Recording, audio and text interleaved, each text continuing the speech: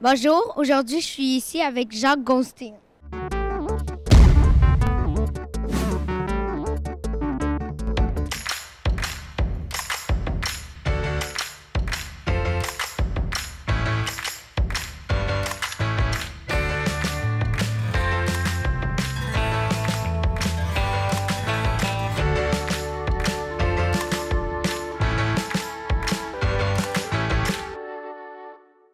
Avant d'être auteur et illustrateur, tu as étudié en géologie. C'est quoi ça, la géologie?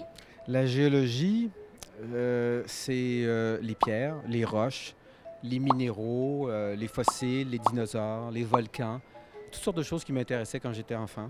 Et puis, j'ai choisi ce domaine-là parce qu'un jour, avec mon oncle, on est allé ramasser des fossiles, puis j'ai eu le coup de foudre. Et puis, donc j'ai étudié en sciences au cégep, puis après ça, à l'Université de Montréal, j'étais en géologie. Jeune, est-ce que tu pensais être auteur et illustrateur? Non, si je pensais devenir auteur-illustrateur, non. J'admirais beaucoup les auteurs, les illustrateurs, que ce soit Hergé, Sampé, Peyoult qui faisait les Schtroumpfs, tout ça. Mais jamais ça m'est venu à l'esprit. C'était comme une espèce de rêve. J'avais ce petit germe-là. Et puis, quand le directeur de l'école m'a demandé qu'est-ce que je voulais devenir plus tard, eh bien, j'ai dit, tiens, oui, peut-être que je vais devenir illustrateur. En fait, j'ai dit dessinateur. Il m'a dit dessinateur technique. J'ai dit non, non, non, non, dessinateur de bande dessinée. Ou chose.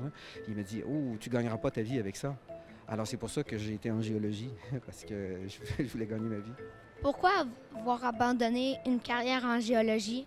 Parce que finalement, j'ai réalisé mon rêve. Mon rêve, c'était vraiment faire des dessins. J'avais mis une croix là-dessus quand j'ai commencé mes études. Et tout à coup, il y a cette fenêtre-là qui s'est ouverte. Et je suis tombé là-dedans comme dans un magasin de bonbons. Et c'était vraiment comme, c'est vraiment comme un rêve, c'est vraiment comme extraordinaire. Et puis, ça me fait penser à ma fille qui faisait ses devoirs de mathématiques. Et on est sur la même table dans la salle à dîner, puis elle fait ses devoirs de mathématiques et elle me dit, papa, c'est pas juste, parce que moi je travaille et toi tu dessines.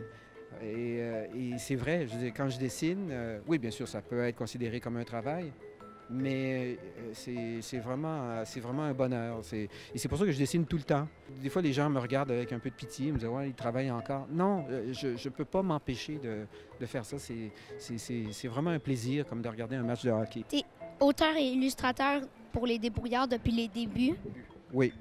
Donc, comme j'étais géologue, il y a un premier livre qui a été publié en 1981 qui s'appelait Le Petit Débrouillard, qui était un recueil d'expériences.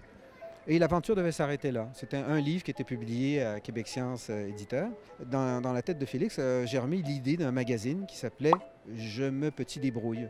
Et Je me petit débrouille est devenu Les Débrouillards. Et ça fait maintenant 35 ans. Et donc, je suis là depuis le premier numéro.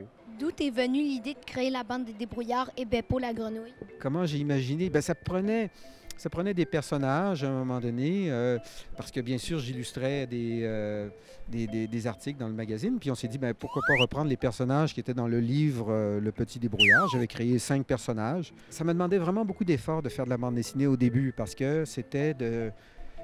Quand on fait une bande dessinée, on fait une illustration, il faut en faire une deuxième, il faut en faire une troisième, puis on redessine à chaque fois les mêmes personnages. Et puis, je me suis dit, c'est pas possible, je vais pas faire ça toute ma vie, c'est pas possible, redessiner à chaque fois des personnages.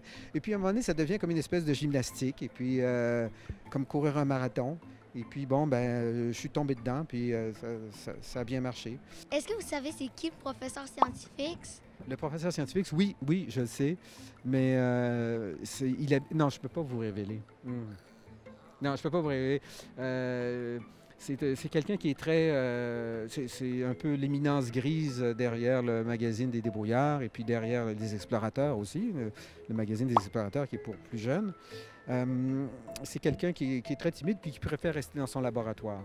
Alors, peut-être un jour, on va le révéler dans un livre scoop et puis ça va faire le tour de la planète, là, mais pour l'instant, ça reste secret.